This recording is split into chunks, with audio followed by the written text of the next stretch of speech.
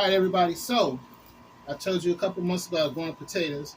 Now this shows that it's ready to harvest when you see them down like this. So let's take a look and see what's in here.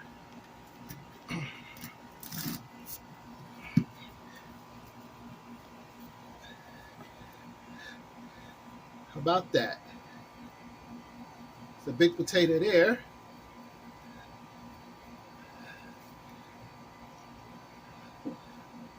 This is the potato it grew from right here. And this is the new potato. That's a new potato. So you got two big ones. So a nice big one and a little small one.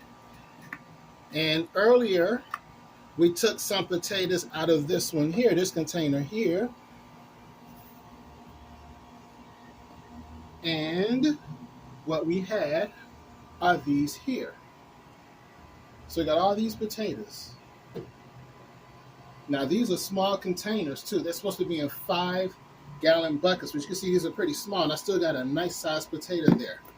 So you can grow your potatoes, people. It can be done. Just takes time. But again, if you have potatoes, you will not starve. So start learning how to grow potatoes, and you can do it. And this one here, this one has been growing for quite a while.